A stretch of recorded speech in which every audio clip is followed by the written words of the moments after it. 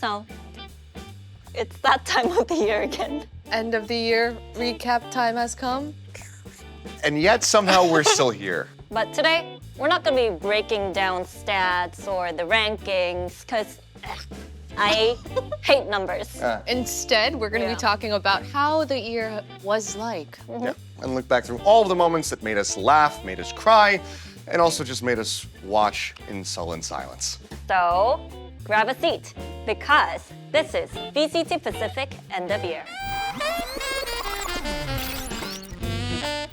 I mean, from the start of 2025, VCT Pacific was just already action-packed. Yeah, and we have to talk about DRX versus T1. So much good Valorant. What I remember was that T1 played all of their games. Like, it was just best of threes. They would go 3 games, best of 5, 5 games, and they did not disappoint us at the grand finals as well. DRX always very slightly having their number, but it was always very contentious between the two squads. And I think a lot of that had to do with what was on the line. DRX, you know, the most long-standing organization that we've had in Korean Valorant. You had Buzz joining T1, playing against his former organization for the first time, led by DRX's old IGL of Stacks. Yeah. So I think there was a lot of tension between those two teams and wanting to win. Yeah, speaking of new roster, you know, Mako was the only original core of DRX having to lead the team, but they pulled it off in the grand finals. Look, Mako getting emotional. I mean, that win was their first win in 960 Yeah. days. You know, I continue to give credit to Mako. I think that he's just done an incredible job IGLing this team, and this was still in the very early days of that development. And for him to be able to lift a trophy with that, it was just such an incredible story to see from DRX. And I think another key part of that was just how explosive Freeing was. He just came out onto the scene and just looked insane. And I mean, Teo has nothing to do with the way that he uses a gun. The sharpness of his mechanics to come in for the first time playing Tier 1 without even that much time in Tier 2 was just insane. And also, like, heading into Bangkok, after what he showed in Kickoff, I think a lot of expected him to be the best Taeho in the world. And whereas, like, for T1, it was supposed to be this star-studded roster. And I think people kind of started doubting what they were doing with the meta, what they were doing with the comps. But all of that mystery solved in Masters Bangkok.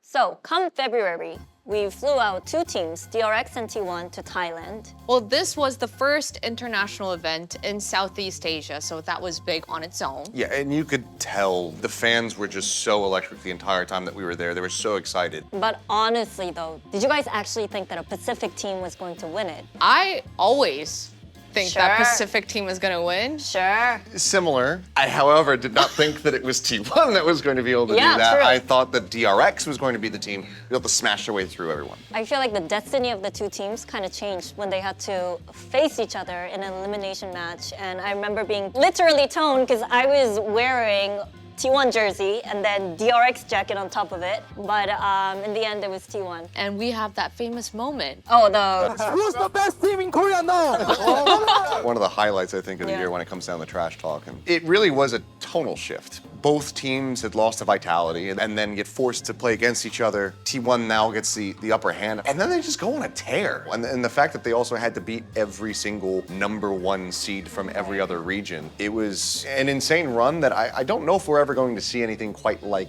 this again. And coming into that match, the biggest question, I believe, was can Meteor do it again? And he really just popped off. He was incredible. He pulled off one of the biggest clutches in a just period. And he just became the first player in Valorant history to win back-to-back Masters. I mean, there's the winning moment right there as well. And you could immediately tell how much it meant to them, especially for Stacks and Buzz. They take a risk, they leave DRX, which had been their home for so very long, and then to find a victory in their first international tournament together, it was just absolutely incredible. Next chapter.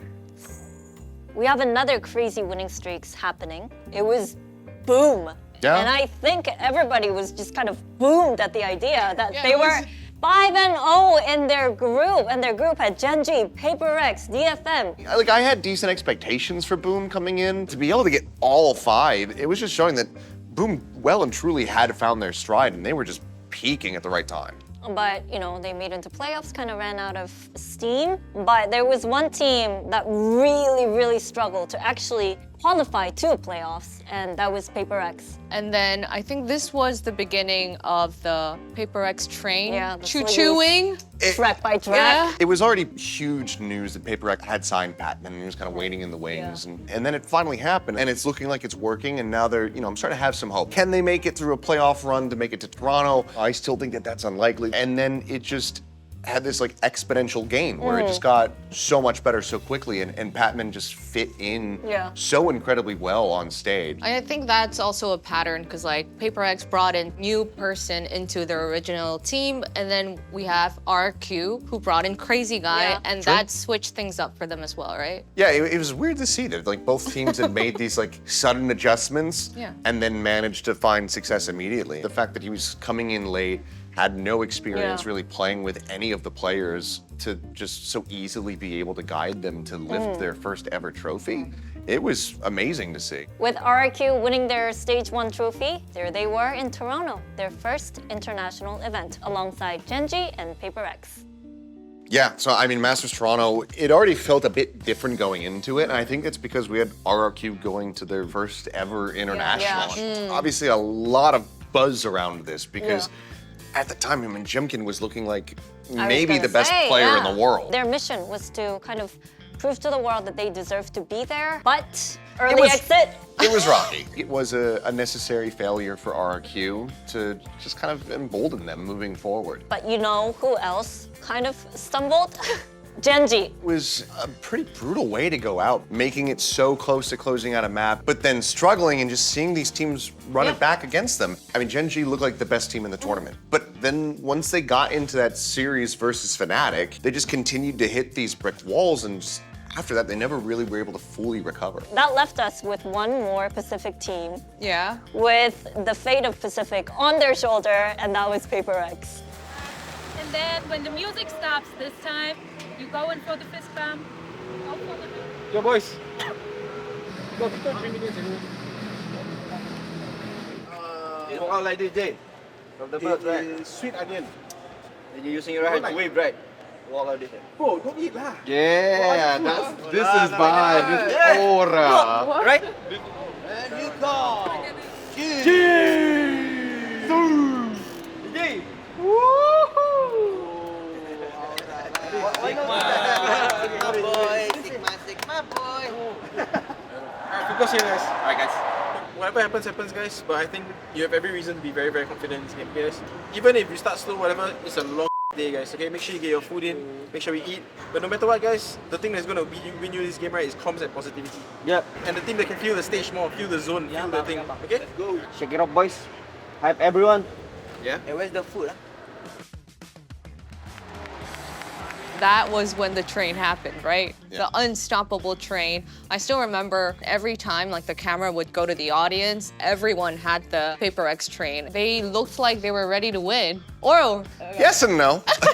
I did feel very dominant, but it also always felt like they could lose at any moment just because of how they play the game. I mean, that run back from Liquid that almost occurred on Lotus, it always felt like there was that potential for the players to do a little bit too much trolling.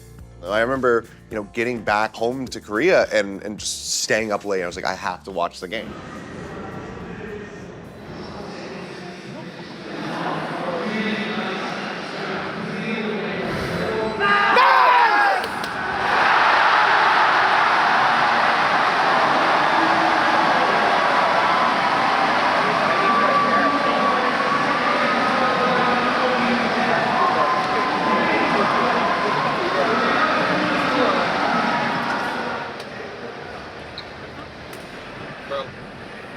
Playing just fine. You don't have to push it too hard. You're trying too hard. Relax. Don't worry, bro. We come all the way already, yeah. Remember, okay?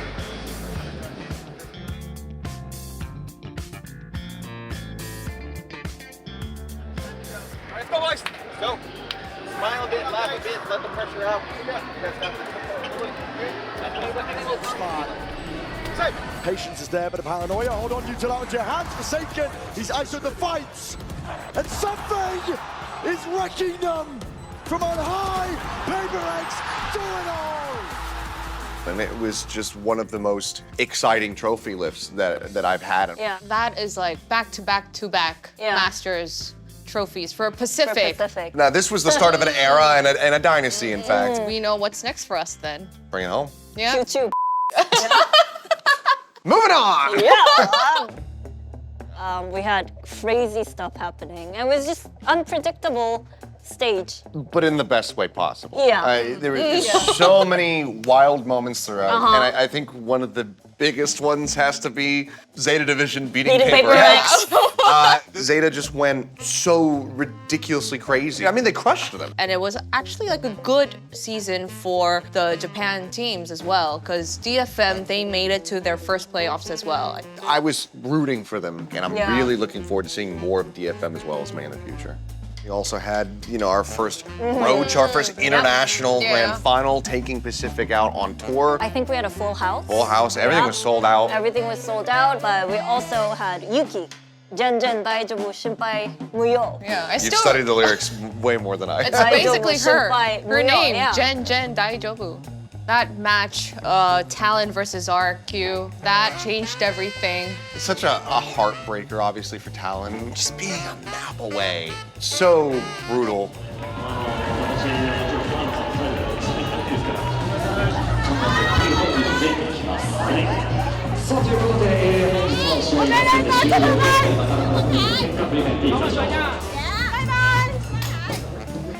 How did I stop that? Huh? How did I stop? So happy about that.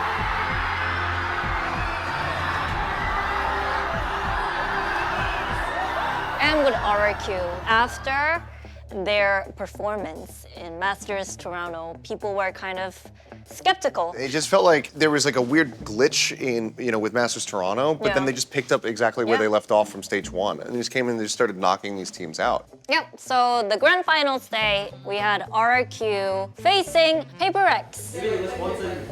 You're gonna pass it to them and say, Okay, fine. Are you ready this time?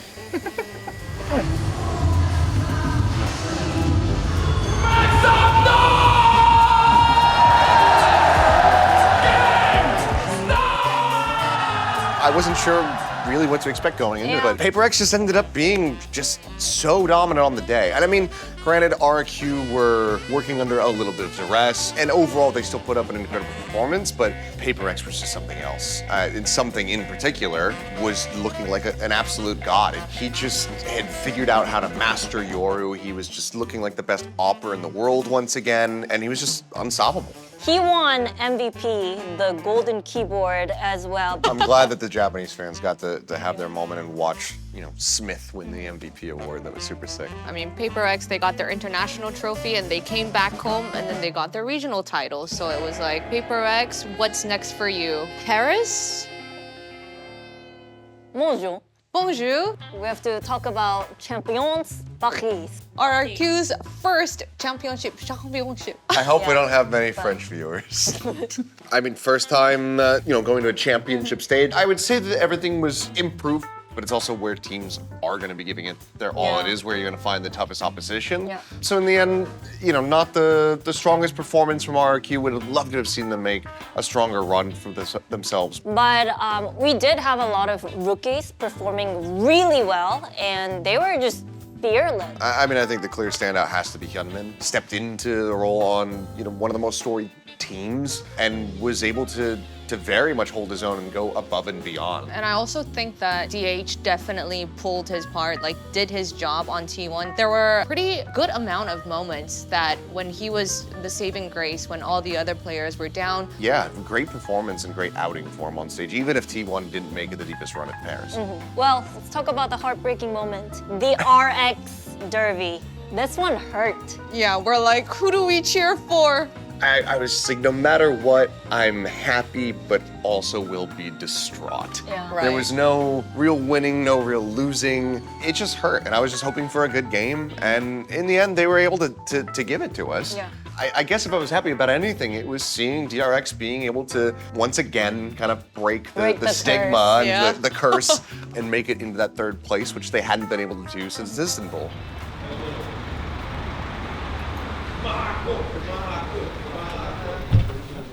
좋네. 재밌겠다 오늘.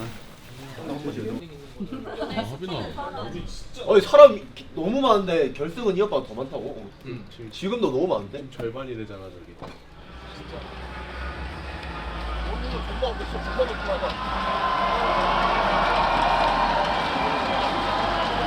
그냥 이거 5다. 길어지면 길어질수록 하는 팀이 이긴다. 그냥 5회까지 즐기는 놈들이야.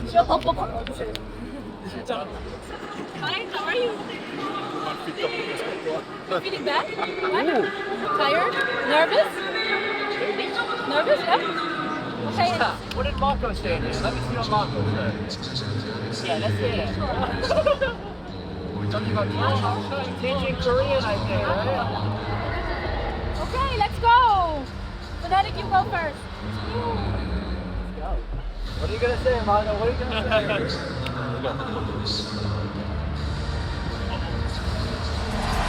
And here we go! DRX, who have established themselves as threats in this competition. And the question on everyone's mind, can this underdog strike yet again? Over them, but shots in the back, shots in the dark. Oh! That's surely done it. Fnatic, the uncrowned kings are looking for that final trophy. But for the DRX, they can't be proud. Bows across the board. 다들 기대했으니 아쉽고. 선수 이길 때 혹시나 했다 진짜. 오늘 이기나? 진짜.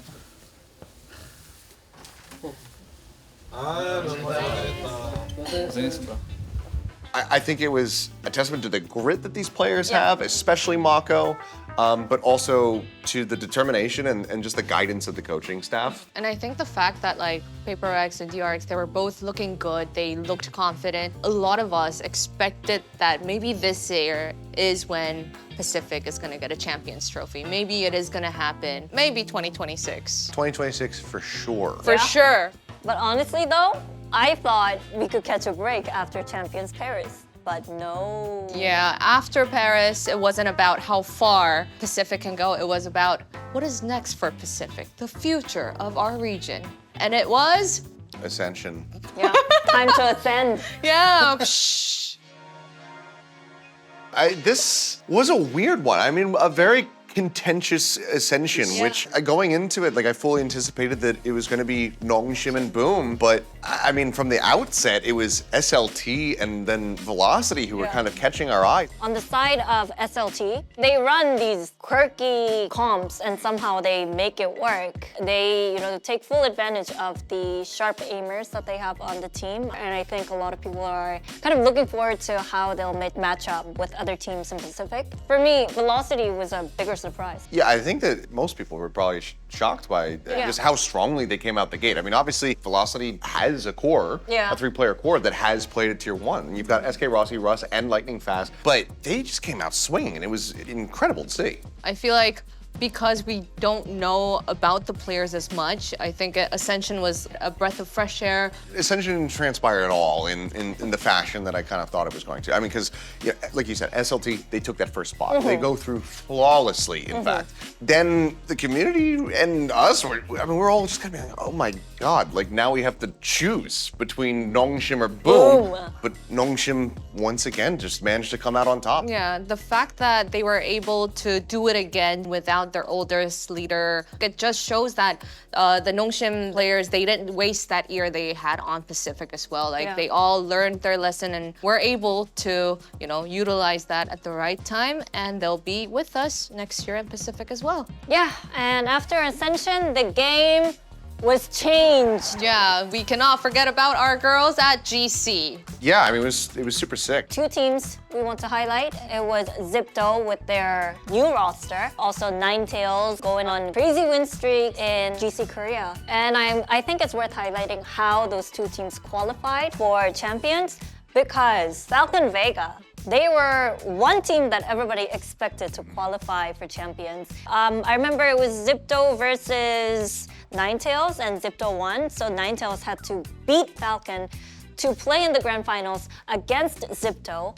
They beat Falcon, and from then on, I think that's what really gave them to push themselves to perform better in Champions. Zipto as well, they worked really hard to get to Champions, and we just really wanted to see the Pacific teams thrive. I still remember the first day of GCC in Seoul. Like, we had a full crowd of home fans wanting to show their support to Ninetales, and their journey was cut short, unfortunately, but I think that was still huge that they were the first Korean teams to qualify for Champions. Yeah, I think one of the things that one of the Ninetales girls mentioned in an interview was that Pacific still needs more experience. No, for sure. And I mean, it's tough because there's so much veterancy that you're going up against. So getting that first exposure is going to be so much potential growth. So I'm holding out hope that we can see the run back from both of them when it comes down to GCC in 2026. I think the girls learned a lot, especially from that MIBR series, outside the server as well, how to be a good competitor, because we had this viral moment when Samsami was getting very emotional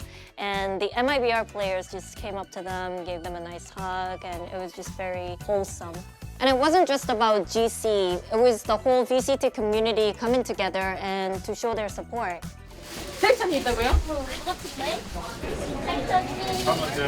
잠깐만. 고생했어.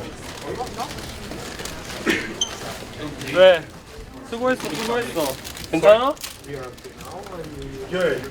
괜찮아. 그런 거지. 그래도 1승 했잖아, 어제. 그럼 괜찮아. 잘했어. 저희 맛있는 거 사주세요. 아니, 괜찮으면은 끝나고 가려고 했지, 밥 먹으러. The fact that you have someone that you look up to be there and actually care for the things that you do, I think that's really big. Oh, for sure. I mean, Texture's one of the best people who can give you advice because he's been on both sides of it. You know, he's lifted a trophy. For a long, long time. But he's also been one of those players that has fallen short, that hasn't been able to go For on that deep years. run. You know, for him to go and be able to give them advice, I think that that's just another one of those moments where it's just like, okay, you hold on to that, you carry it forward, you learn from it, and then you come back stronger next year. And wow, I feel like this year, it was all about wins and losses. It was more That was than a trap.